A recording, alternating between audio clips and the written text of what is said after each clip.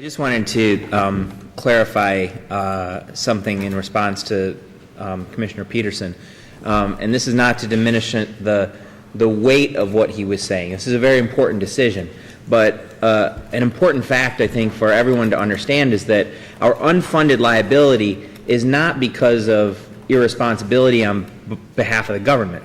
We have always made our actuarial contributions to our retirement system, always. Go back in the CAFRs, you'll see it. So it's not that we deliberately underfunded those plans. There were two main things that happened that caused our unfunded liability. Probably the most impactful of those is that we reopened WERS. So it was a closed plan. We opened it back up. We brought a lot of employees in, and now they're ready to retire. We haven't had enough time to develop a fund sizable enough to cover those liabilities. The second, simply 2008 and 2009. We lost a lot of money in the crash, and it's only 2013. We haven't had enough time to recoup those funds in the market. So it's not the irresponsibility of government. I want to make that absolutely clear. We have always been fiscally responsible. It's the market, the timing of our investment, and the reopening of our fund. I've listened now to Conan Smith tell this board repeatedly that this board has paid the scheduled contributions to the retirement accounts and therefore is not responsible for their underfunding. He's deceiving you. Whether he's deceiving himself is not clear. If you look at the first page of the handout, you will see that the WERS account was overfunded by the amount of $4 million in 2000. It has become progressively underfunded until it was underfunded by more than $40 million in 2007. That was before the financial crisis of 2008, and it was before the pension plan was opened again. That means that this board watched the fund lose ground about $6.5 million a year between 2000 and 2007, and they did nothing to investigate or correct the situation.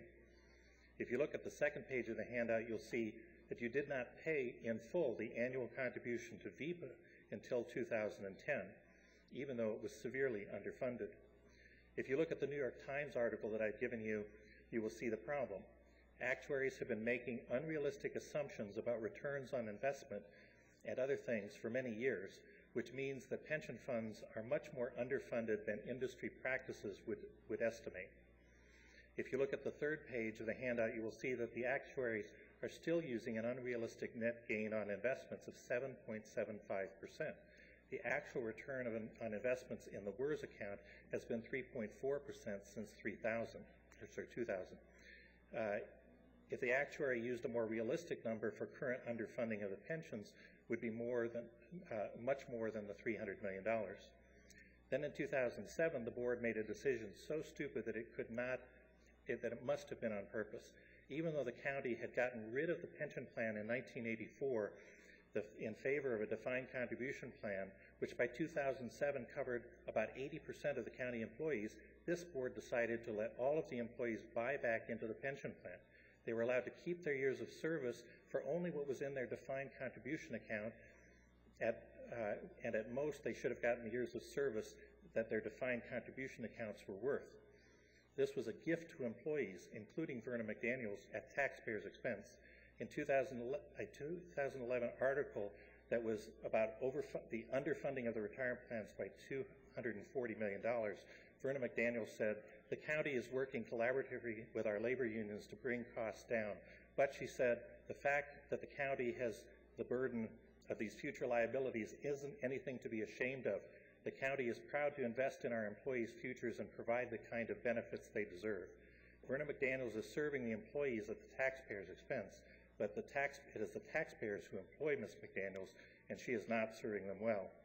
The entire problem with the underfunding of the retirement plan rests with the members of this board since 2000, and I'm tired of hearing Conan Smith say otherwise. Yeah, I appreciate that conversation, and just to acknowledge that Doug Smith is right on this. I had missed the shorting of the VEBA into 6 through 9.